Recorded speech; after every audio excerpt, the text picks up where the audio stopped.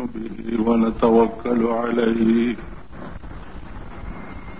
ونعوذ بالله من شرور أنفسنا ومن سيئات أعمالنا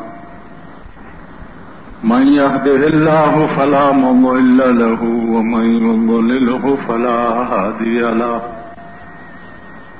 ونشهد أن لا إله إلا الله وحده لا شريك له ونشهد أن سيدنا ومولانا محمدا عبده ورسوله أرسله بالحق بشيرا ونذيرا أما بعد فأعوذ بالله من الشيطان الرجيم بسم الله الرحمن الرحيم مالك يوم الدين إياك نعبد وإياك نستعين الحمد لله رب العالمين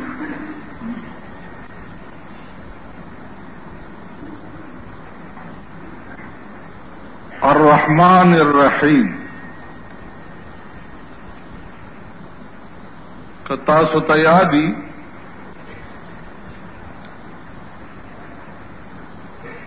نو تمام ثنا صفتنا اللہ لردی ہس اللہ چ تربیت کون کے د ټول عالم دے بیا ہس اللہ چ رحمان دے بیا ہس اللہ چ رحیم دے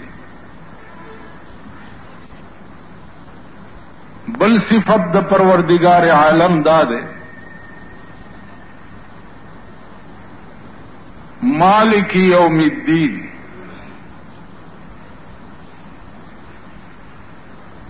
اللہ ذات تے چھ د قیامت د ورځې مالک چھ دے هغه بدی مالک یوم الدین اے مالک یوم الجزاء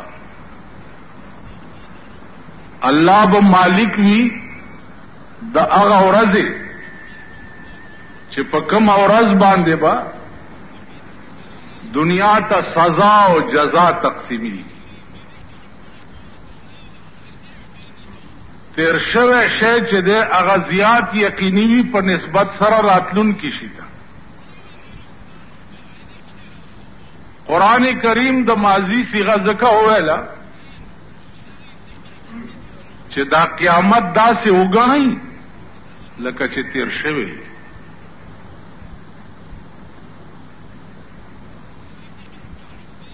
نو تیر شوی شی زیات یقیني وي نسبتا راتلون کی شي نو الله فرمایي چې داسې وګڼئ لکه چې تیر شوی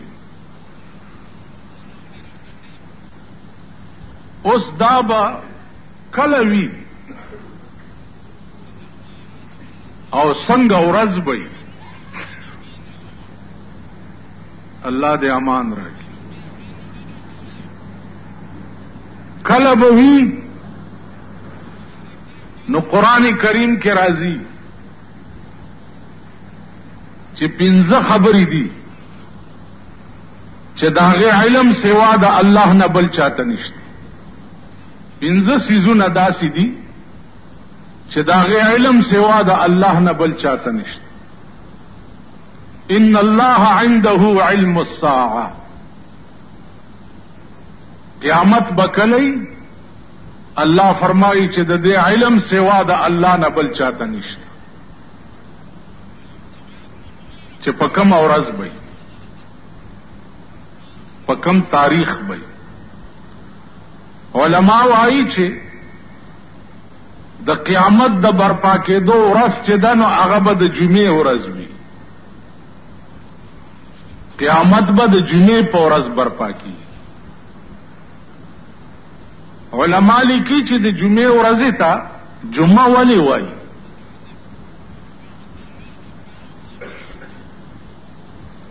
دا تاسو چې د جمعې مونځ ته راغلي یې دې ورځې ته جمعه ولې وایي جمعه اصل کې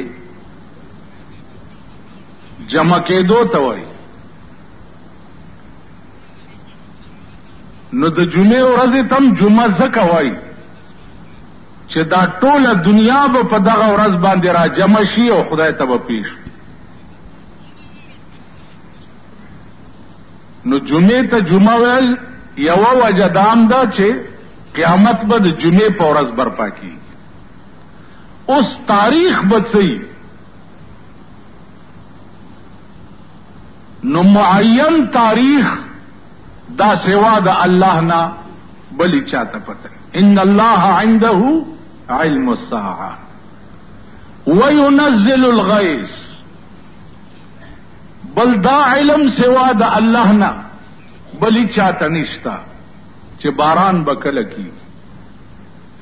نو وينزل الغيث دا علم سوا د الله نه بل چاته نشتا چې باران بکله کی. ويعلم ما في الارحام، بل دا علم سوا د الله نه بل چاته نشتا چې د مور په خېټه کې معلوم کی چې دا الک دی او کجینه ده. دا پته ولګي چې دا الک دی او کجینه ده. وما تدري نفس ماذا تكسب غدا، سلورم خبر علم سوا د الله نه بل چاته نشتا چې ایس نفس په دې قادر نه دی چې زب سبا څه کار کوم. الله وی اچاته دا علم نشتا چې زب سبا څه کار کوم. اراده یو څه کړی او ورپیخ بل څه شي. اراده دې کړی چې دفتر ته ځم، په لاره کې دې لارای ووی. اراده دې کړی چې زه ټیکادارای پسې ځم، په لاره کې درته دشمن ناستي ولیدي. په اراده وځي چې زه دکان ته ځم، خیال هم راغی چې دکان ته ځم، نیمه لارې کې جواب درشي چې راشه په پلار دې هارډ اٹیک وشو، دکان ته هم نه رس. روانې چې زه سودا راوړم، आवाज در پسې وشي چاله په ماشوم هیزاو لګېده، دستونه الټای په ولګي. ایس نفس وما تدري نفس ماذا تكسب غدا، اس نفس په دې قادر نه دی چې زب سبا څه کار کوم. اراده د خیر کړی ورپیخ شر شي، اراده یو څه کړی ورپیخ بل شي. دا څلورم خبره. وما تدري نفس بأي ارض تموت، پنځمه ده الله فرمایي چې ایس نفس په دې قادر نه دی چې زما مرګ به په کوم ازمکه باندې وي، زب کم ځای کې مړ کېږم. غریبان خلات سکه، بادشاہانم په دې قادر نه دي چې مونږ به کم ځای کې مړ کېږو. علماء وايي چې دا د دنیا بادشاہان چې دی په دغه ورځ باندې با ټول سرنګون ولاړی.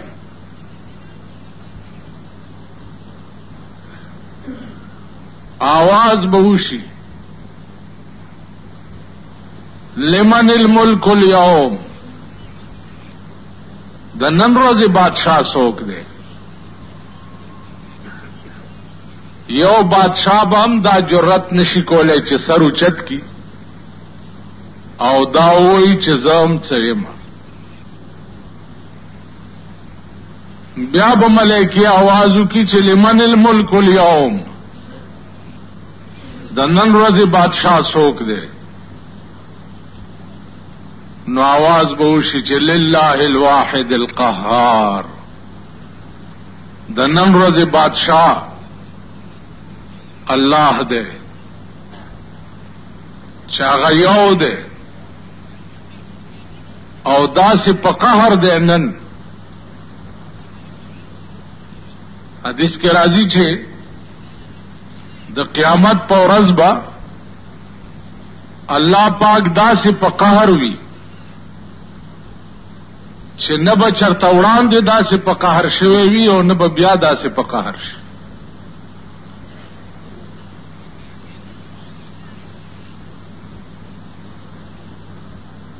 نو دا ټول بادشاہان د زمانه با ډېر لوی په هیبت کې ولاړی.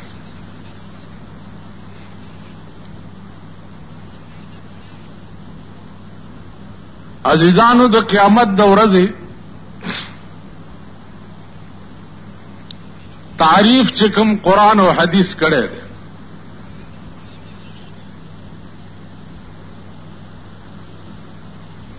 دا ورځ به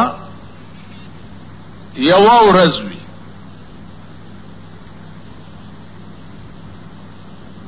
او دا یوه ورځ چې ده دا به 50,000 کاله وي. علما وایي چې 50,000 کاله به په دې رنګ نه 50,000 کاله به داسې وي چې د هغه قیامت یو کال به د دې دنیا د 50,000 کال عمر دا حساب لګوي.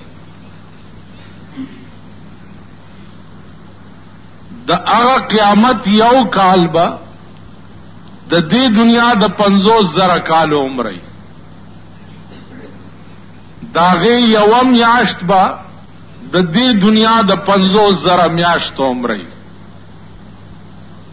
داغه یو ورځ به د دې دنیا د 50,000 ورځو عمر او یو غنټه به د دې دنیا د 50,000 غنټو عمر لګولې شي. حساب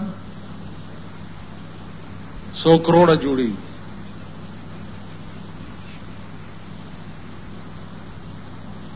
داسې حساب وکړي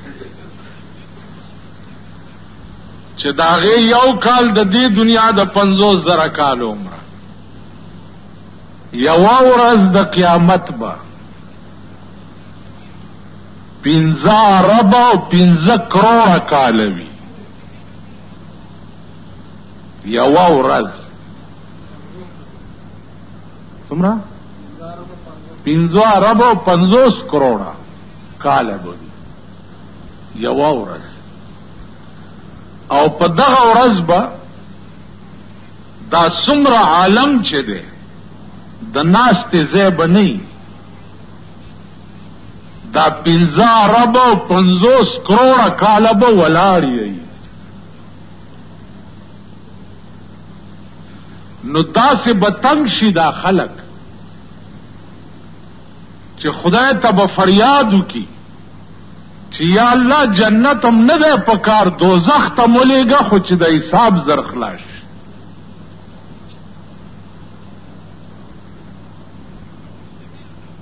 دا به یوه ورځ د دې انور دا ټول شعاع چې دی هغه به دې ځمکې ته دا ځمکه به د تانبې غوړېدلې وي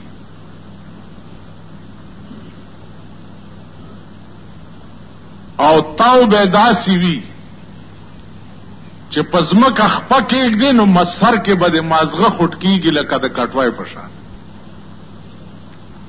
د هر سړي سر چې دی هغه به کټوای وي خوټ کېږي به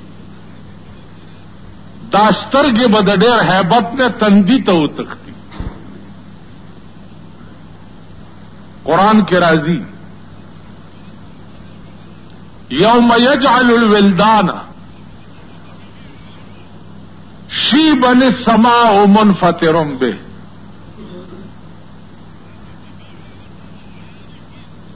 الله فرمایي چې دا د قیامت ورځ به دومره هیبتي ورځ وي دومره د خوف او د یری ورځ به یوم یجعل الولدان شیبا چې الکان به پکې د ډېر هیبت نه سپینګیری شي دومره لوی روب به د دې ورځې چې الکان به سپینګیری شي. السماء منفطر به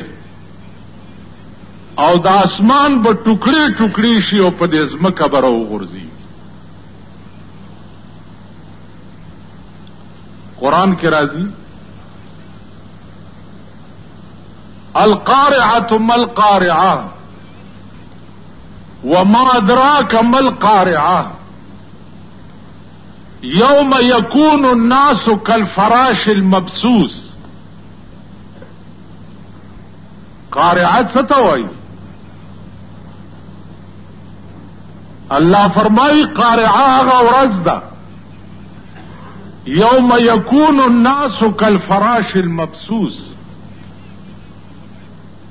چې دا بنی آدم با پاس په دې فضا کې د ملخانو په شان والو. پتنګ لري بیرون کچېری ګیټ اشرف روډ سریف فتح خان ناصر خان کیسر هاوس پیښور ښار په دغه ورځ باندې به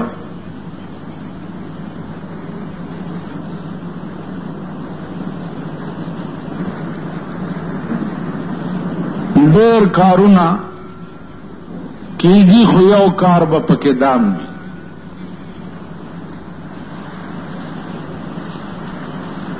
چې دا ورځ برپا کیږي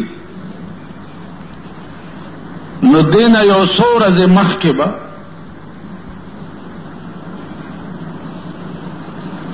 عیسی علیه السلام د اسمان نه راکوزیږي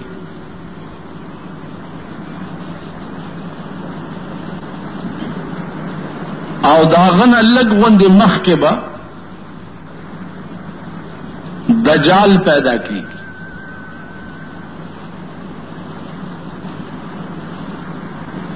اوس دجال څوک دی؟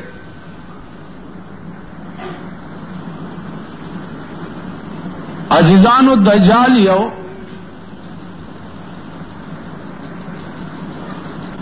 داسې شی دی چې هغه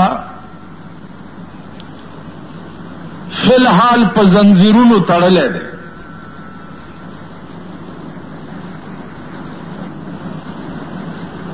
او هغه اوسیږي په دې سمندر کې.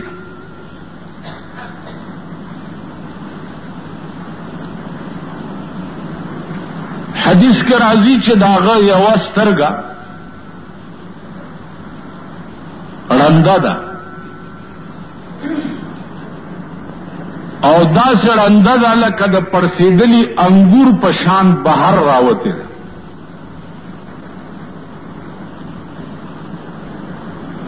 مشکات شریف کې راځي چې تمیم داری او صحابي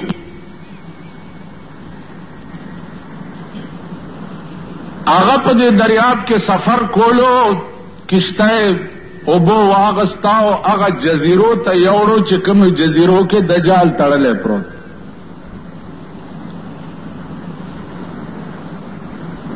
دجال سره خبره اترې چې وشوي او د بیا راغې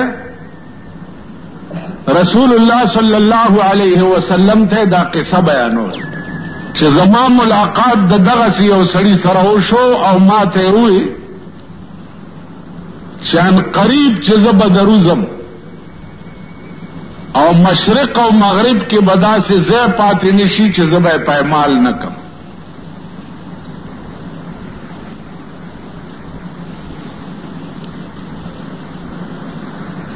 دغه ته گویا کې دجال وایي. نو دې چې راوځي څه وخت کې نو په خر بسوري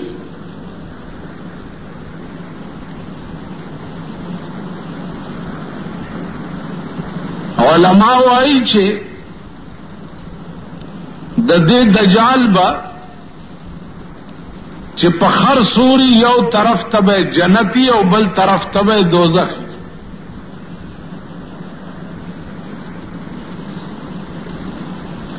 دا دنیا به ورپسې وي.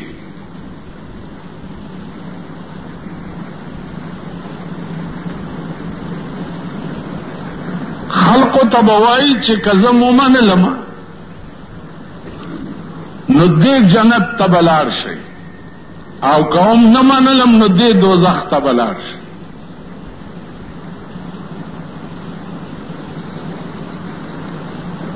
خلق به ورته وایي چې بالکل مونږ منلی او هغه خرې چې خاشنه کوي دا خلق به راخلي او خوري به چې د قیامت په ورځې کې به ډېر عجایبات او یو عجیبه به پکې د دجال پیدا کېدلی دا چې راوځي نو 40 ورځې به د مشرق نه مغرب او جنوب نه شماله پورې منډې ووي دا دنیا به داسې اواره کی لکه دا تله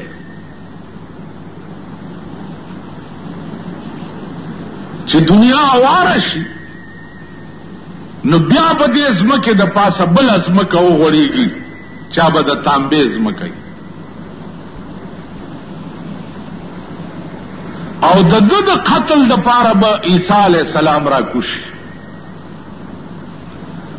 عیسی علیه السلام ژوندی دی او په اسمانونو کې اوسېږي نو عیسی علیه السلام به را کوشي د دجال د مرګ د پاره په دغه وخت کې به امام مهدی هم پیدا شي امام مهدی دا به پیدا کیږي په مدینه منوره علما وایي چې د منځ وخت څه وخت کې راشي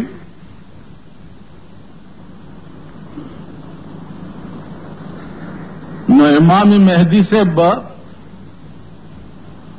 عیسی علیہ السلام ته وایي چې ته مخکې امامت وکړه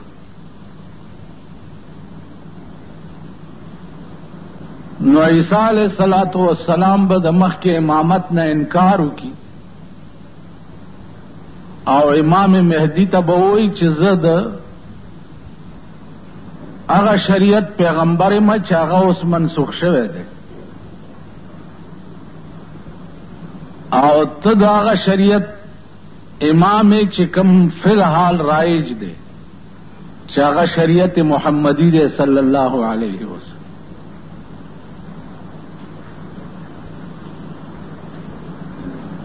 عزیزانو دا ټوله مسله چې څه وخت کې طے شي نو دغه وخت کې به حساب کتاب کیږي په شام کې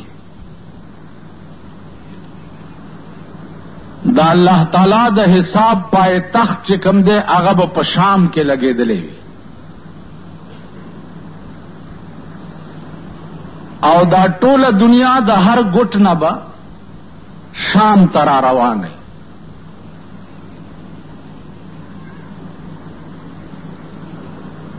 په دغه وخت کې به هر شی خپل دفاین بهر کوي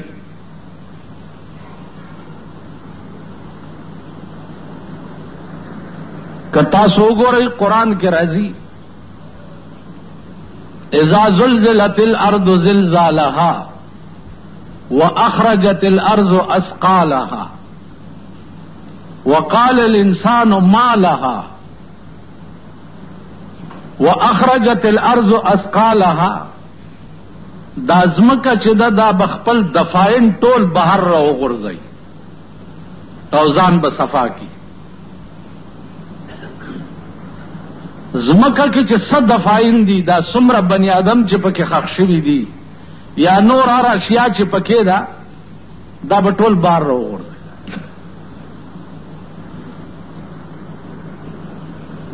روایاتو کې راځي چې څه وخت کې د دې ځمکې نه خلق بار راوځي نو دا به په مختلف شکلونو کې وي یو ډله به د قبرونو نه داسې راوځي چې لاسونه او خپې به نه وي او صرف دا تنه به وي او د غونډارې غوندې برغړي او شام ته به رواني ملایکې به آواز وکړي چې یا رب دا څوک خلق دی وای بدا هغه خلق دی چې په دې لاسې چرې سم کار نه و کړی او په دې خپو چرته سم ځای ته نه وتلی نو دا قسمه خلق چې دي دا به د قبرونو نه په دې حالت کې را پاسي. بل ډله به را پاسي چې داغي په دې خېټه کې به اور بلیږي او لمبې به د خولې نه بار روزي. یا الله دا څوک دي؟ و به دا هغه خلق دی چې په دې خولای چرته حلال نه و خوړلی او دې خېټې ته حلال نه وتلی، د شپه او ورځ خوراک په دې خوله او په دې خېټه کې حرام. نو دا ډله به د قبر نه چې را پاسي نو خېټه کې به اور بلیږي او لمبې به د خولې نه بار وځي. بله ډله به را پاسي چې هغه به د خنزیر په شکل کې وي.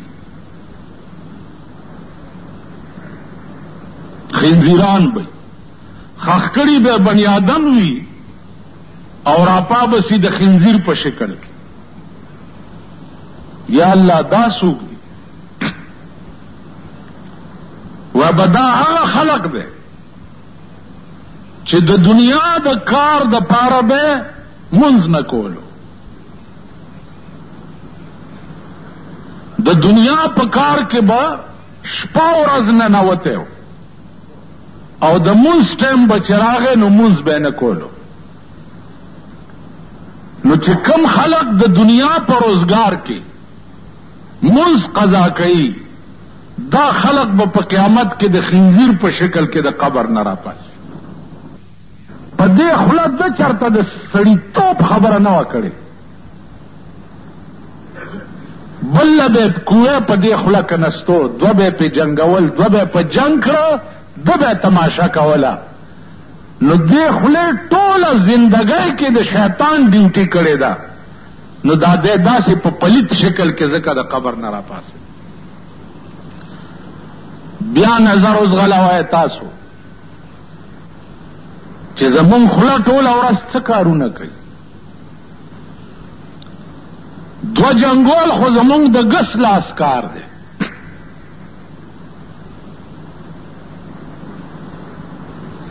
دا زمونږ ډیوټي ده.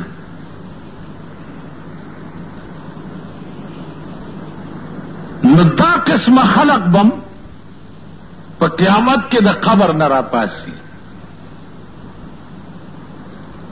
عزیزانو یو بله ډله به راپاسي چې د هغې ډلې مخې ته به بورډ لګېدلی،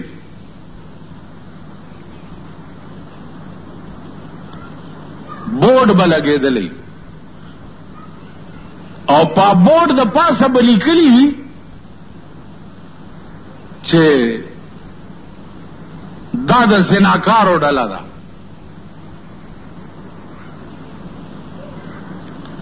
نو کتبه به مخې ته یې لکه دا جلوس کې چې وګورئ تاسو دا کتبې رئیس کی چې په دغه ورځ باندې به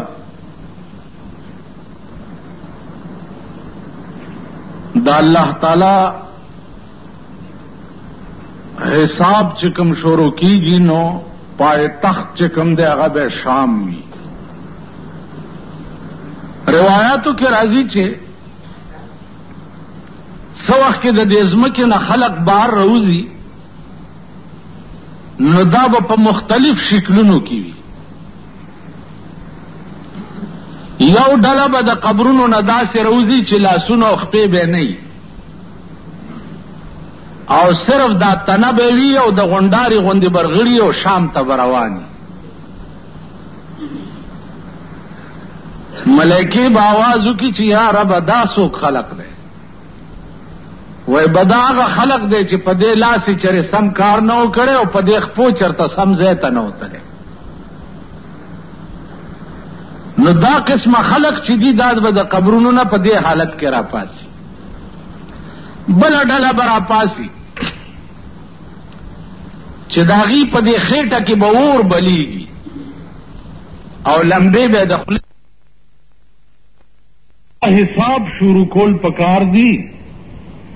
که زمونږ فیصله د جهنم وین چې جهنم ته لاړ شو خو چې اوس حساب شروع شي او د دې میدان نه لرې شو.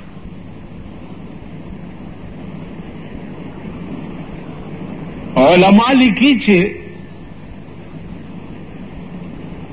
په دغه ورځ باندې به د الله د قهر او د غضب انتها وي. الله به په دغه ورځ باندې داسې په قهر وي چې نه به چرته وړاندې داسې په قهر شوی او نه به بیا په قهر شي. الله دې امان را. دا ټوله دنیا به راټوله شي او آدم علیہ السلام ته به ورشي،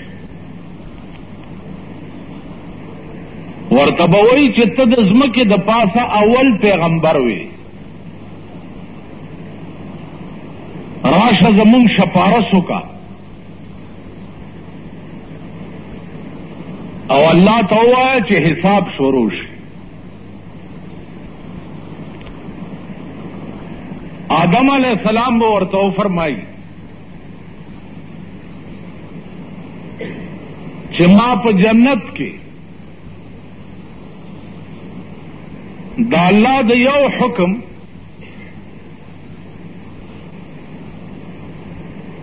عدولی کړې وه. الله راته ویلي چې فلا تقربا هذه الشجرة، دې بوټي ته به نه نږدې کېږي.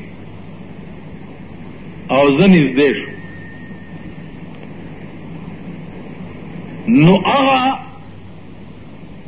سترګې زه اوس نه لرم چې زه الله ته ورشم او ستاسو د پاره شپارس ورته وکړم.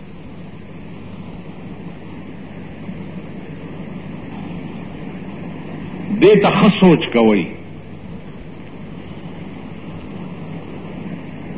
چې اول الناس آدم علیہ الصلوۃ والسلام غوندې پیغمبر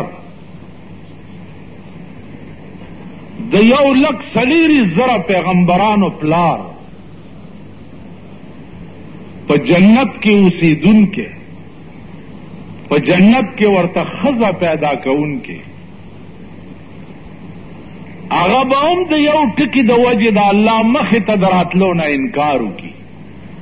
بیا به دا قوم نوح علیہ السلام ته راشي چې ته راشه زمونږ شپارس خدای ته وکړه. نوح علیہ السلام به ورته ووایي چې زم نشم تلی، ما تم خدای یو اختیار را کړی او هغه اختیار مې په دنیا کې استعمال کړ.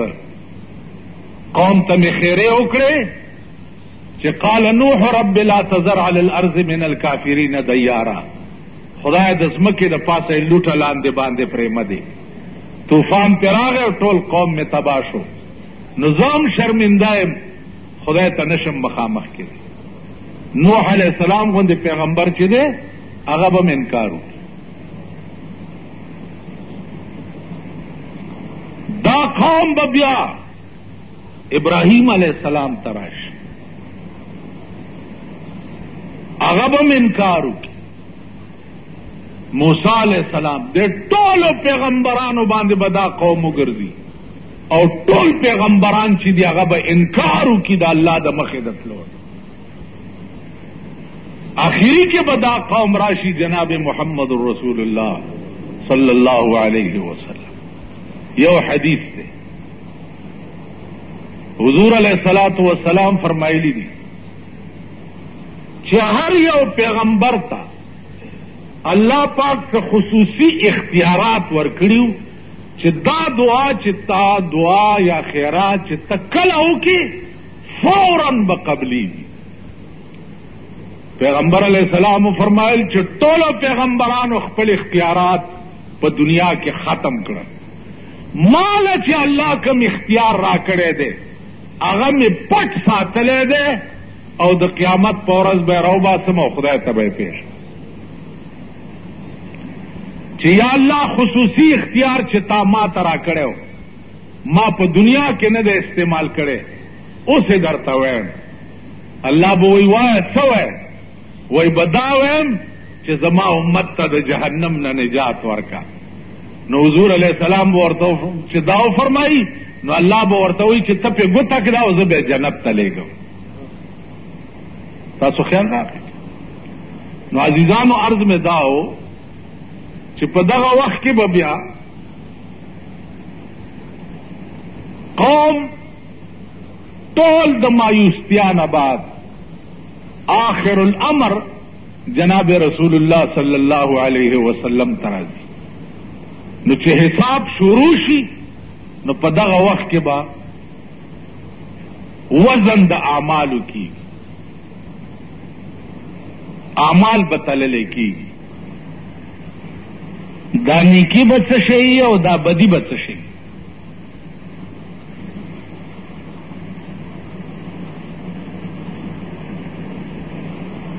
او دغه میزان چې کوم دی موازین د دې جمع راځي او مفرد میزان دی. حدیث کے راضی رسول اللہ صلی اللہ علیہ وسلم فرمائی چې د قیامت په ورځ به میزان لګېدلی د الله مخې ته او دار سړی نیکی او بدی به پکې تللی کی. پتہ یاد لرئ بیرون مثلا حدیث کې راځي چې یو سړی جنازې سره لاړ شي او د دغه مړي جنازه وکړي،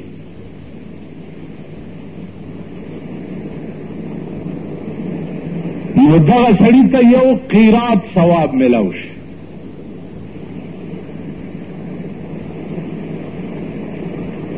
او که تر خخېدو پورې ایثار شو نو دې سړي ته 2 قیراته ثواب ملاو شي. صحابه تپوس کو چې یا رسول الله د قیرات اندازه څومره ده؟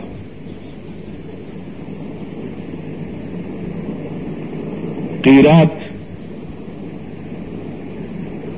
رسول الله صلی الله علیه وسلم فرمایل چې د قیرات اندازه مثل جبل الاحد،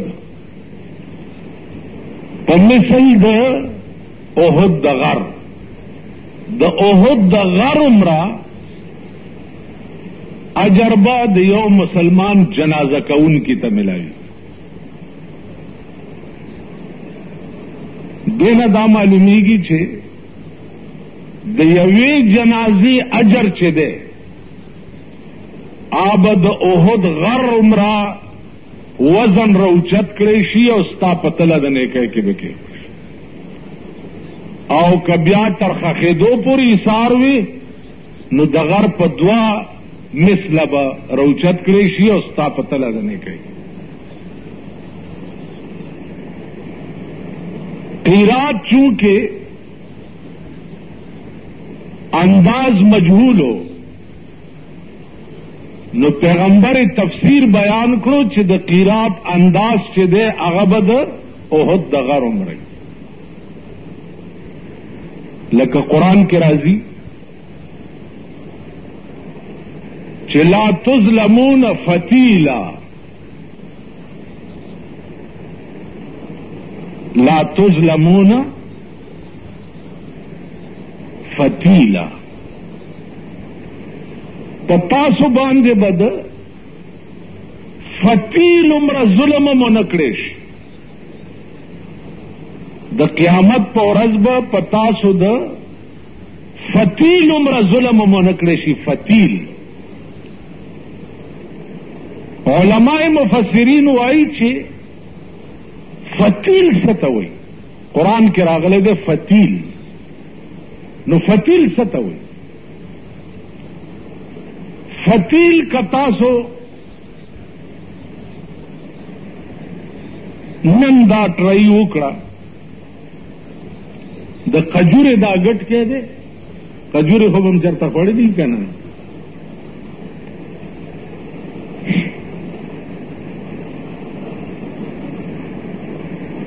د کجورې دا ګټ کې د دې په دې منځ کې څه شی دی څه شی دی ټول وایي خدای بندګانو څه چل دی در باندې د کجورې په دې منځ کې کرخه ده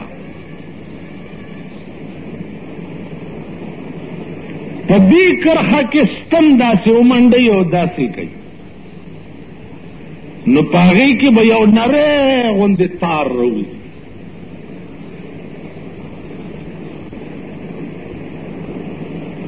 نو قرآن کې چې راغلی دي چې لا تظلمون فتیلا په تاسو به د فتیل عمره ظلم ومنع کړی شي نو فتیل د قجورې په دا منځ کې چې کوم شق دی په دې کې هغه نری تار ته فتیل وایي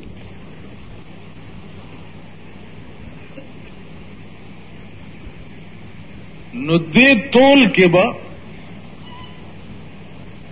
هر عمل چې دی هغه مجسم کړی شي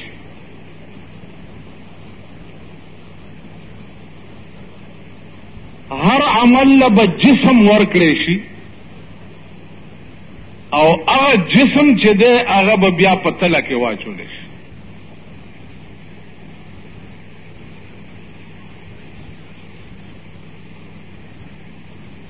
لکه تیره جمعه ما تاسو ته ویلي چې سړی د جنازې لمونځ وکړي نو د یو لمونځ د جنازې اجر چې دی هغه به د احد د غر عمره وي یعنی په یو جنازه یو منټ نه لګي یو منټ نو د یو منټ عمل په بدل کې به د قیامت په ورځ ستا په عملنامه کې د احد غر اچولی کی چې مونږ هغه قوم نه یو چې زمونږ په تله د نیکۍ کې به هم د احد د غر عمره نیکۍ اچولی شي یا زمونږ لاسم چرتا د خدای غریب سره نیکی کولی شي مونږ هغه نه یو او نه به زمونږ تله د نیکۍ درنه وي شاید چې مونږ هغه خلقو کې یو چې پیش کېدو سره به راته وویلی شي چې دا د فایل دی اقرا کتابک کفا بنفسک اليوم علیک حسیبا دا خپل کتاب دی ولولا ستا کتاب کې هیڅ نشته امتحانګاه کې ناست وې پرچه کې د څه لیکلي نه دي نو نمبر د څه خیالي که پرچه کې څه لیکلي وي نو ممتحن تاله نمبر یې درکړي که بچی تاسو لیکلي نه دي نو نمبر یې د څه غواړي دا ستا د ژوند فایل دی دی به آواز وکړي چې کاش لم اوته کتابیا کاش کی چې دا عملنامه خو ما ته راکړلی شوی نه دی خدایه دا څه دي پکې زه خو تباه شم زه خو غرق شم تخته به کم خوا بیا ته به دا ووایې یقول الانسان یومئذ این المفر خدای چرته د تختې ځای شته چې وتختم کم خوا لاړ شم آواز به وشي کلا لا وزر الى ربک یومئذ المستقر تختېدی چرته شي نن یو ځای د تختېدی چې د خدای مخه ده د هغې نه سوا بل طرف ته تلی چرته شي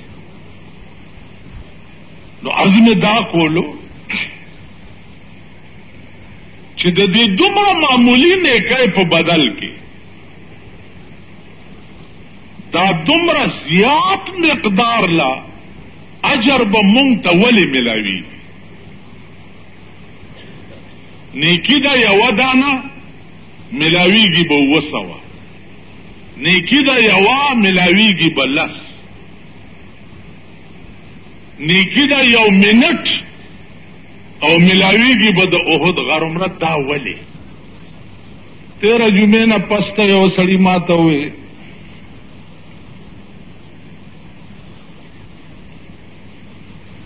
وی چې جی ما خو ډېرې زیاتې جنازې کړي دي او تا په تقریر کې ووی چې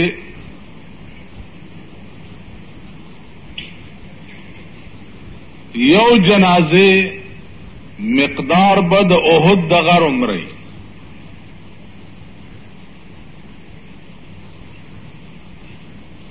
نو خدای خبر چې زرګونه د احد د غر عمره به زما په تله د نیکۍ کې واچولی شي نو بس ما دپاره دا کافي دي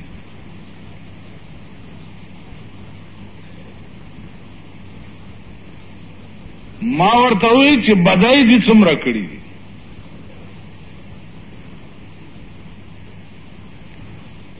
وی چې بدای خو مې کړي دي پردي مالونه دي څومره خوړلي وی دام را نشوي دي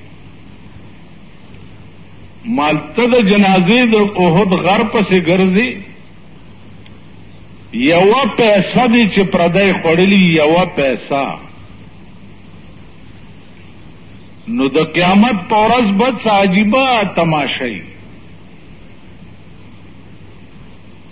تا ته به وویلی شي چې ستا حساب کې د یو پیسې فرق دی ورشه پیسه راوړه چې جنت ته لاړ شي نو ته به منډه کې چې پیسې خو ما سره ډېرې وې پیسې به چرته وي نو هغه یو پیسه به درته د جهنم په بیخ کې ښکاره شي نو ته به ورپسې ورټوپ کې پیسه چې سر له راوړې بیا به دې د لاسه وغورځېږي بیا به ورټوپ کې او یا زره کاله به در باندې په دې رنګ کې په یو پیسه تېري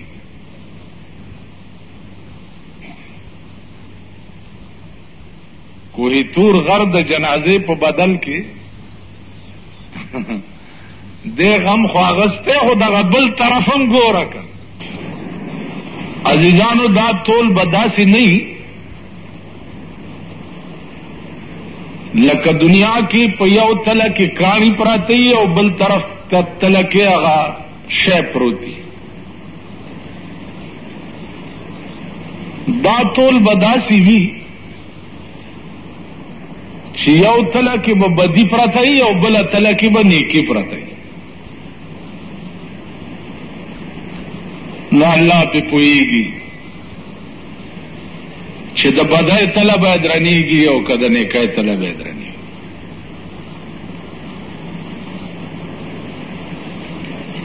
دا علم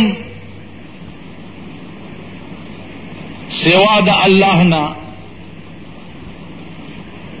د بلیت انسان په وس او قدرت کې نه دی چې د قیامت په ورځ زمونږ وزن د اعمالو بچی کیږي چې زمونږ تله د نیکۍ بدرنیږي او که تله د بدۍ بدرنیږي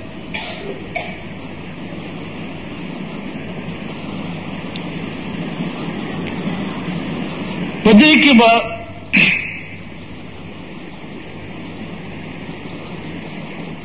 خصوصي مهربانۍ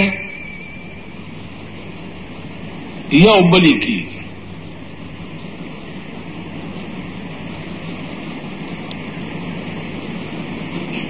دا یو ټکی نن جمعه کې که دا نورې خبرې درته نه یادېږي نو کم از کم یو مطلبي ټکی خو پکې یاد ساتل پکار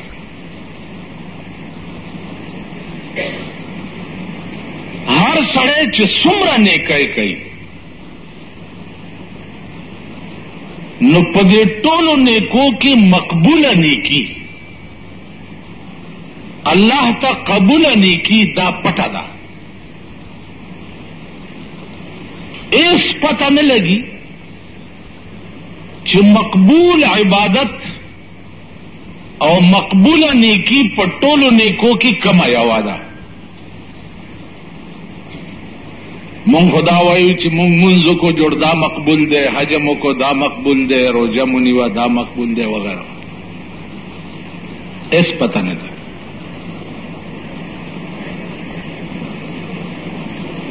کېدای شي چې دا منځونه زمون په قیامت کې ټول مسترد شي.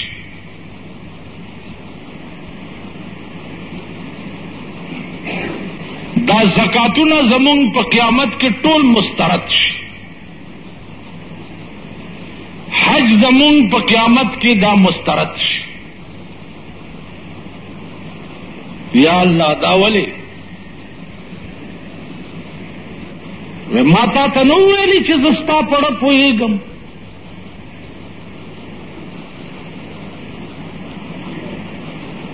علیم بذات الصدور زیم ستا پړه کې چې څه خیال تیر شي دا هغه علم ما ته دی. نو تا خو حج ما د پاره نه و کړی، حج د دنیا د پاره کړی او دنیا درته ملاو شوه،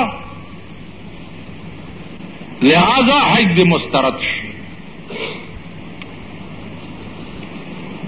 منځونه د ټول مسترد ځکه دي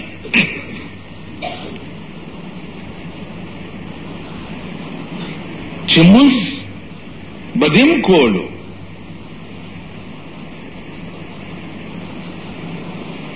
او ما تا ته ویلیو چې د منځ اثر دا دی چې پتا کې عجز او انکساری پیدا شي.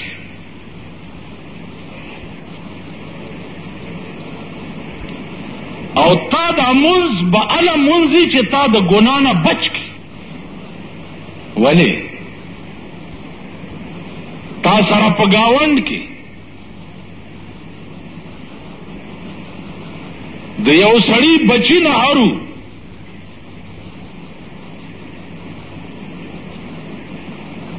او تا داغي تپوس نه دی کړی. گاون کې در سره یتیمانو تا داغي تپوس نه دی کړی. نو تا دا جنت صرف په دې منځونو کې کتلې. چېرې دې په خپل ګاونډ او علاقه کې دا تپوس هم کړی چې دلته څوک خوار غریب شته؟ لہذا ما ستا ټول منځونه چې دي دا مسترد کړل. اسې هم خفه نه شئ، په دې بلا غاویره نه شئ کړ. او کوم انسان کې چې د بل غم نه و، د بل غم نو، هغه انسان منځ نه دی، حج نه دی، زکات نه دی، انسانیت هغه انسان هم نه دی چا کې چې د بل غم نو. که د قیامت په ورځ الله پاک عدل وکړو، انصاف یې وکړو، نو یو سړی بم جنت ته لاړ نشي.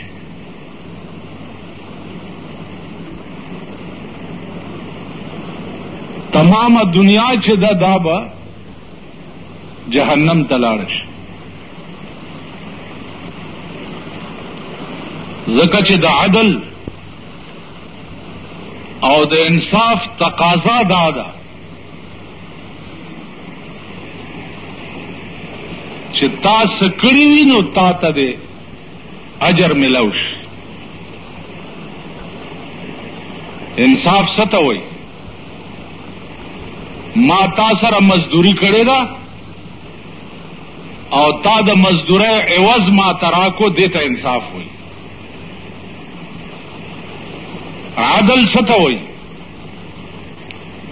ما تا سره مزدوري کړې ده او تا د مزدورۍ بدل ما ته راکړو، دې ته عدل وایي.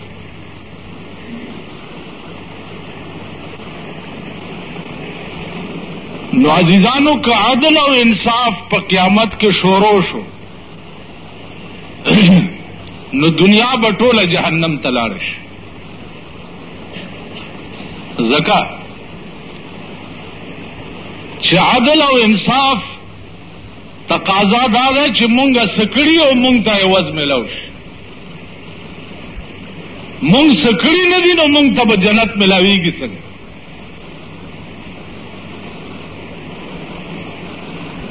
د دې وجه نه په قیامت کې به الله پاک کرم کوي. کرم دا معنا چې په زړه کې دې د نیکۍ تیر شوي وي، اراده دې د نیکۍ کړې وي او هغه نیکي دې کړې هم نه وي عملا، نو الله تعالی به د هغې هم اجر درکړي.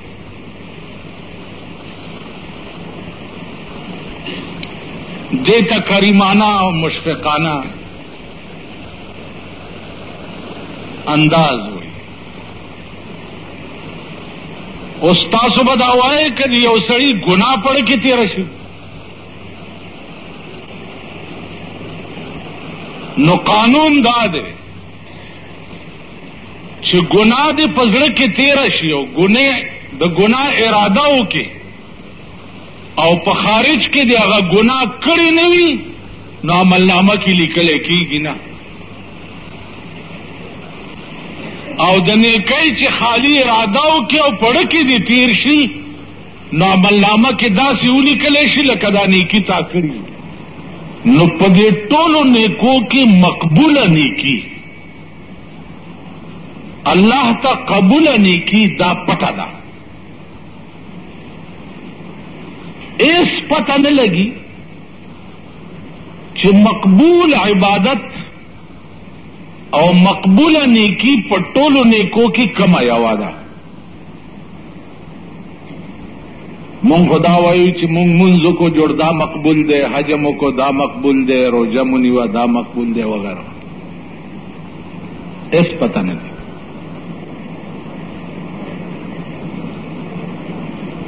کېدای شي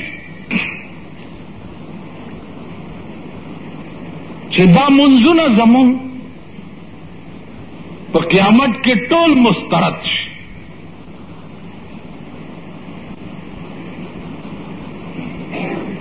دا زکاتونه زمون په قیامت کې ټول مسترد شي. حج زمون په قیامت کې دا مسترد شي. یا الله دا ولې ما تا ته نو ویلي چې زه ستا پړه پوهېږم؟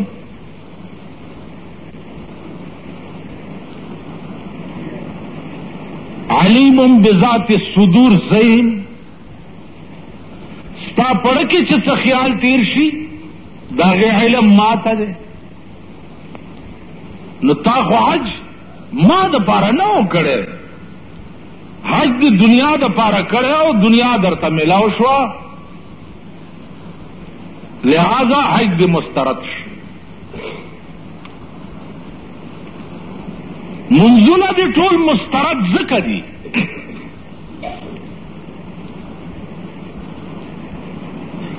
چې مونځ به دې هم کولو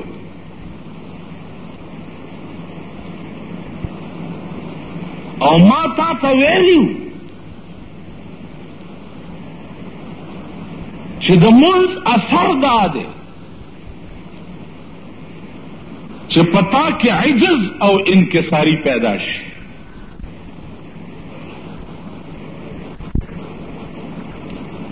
او تا دا مونځ به هله مونځي چې تا د ګناه نه بچ کړي. ولې؟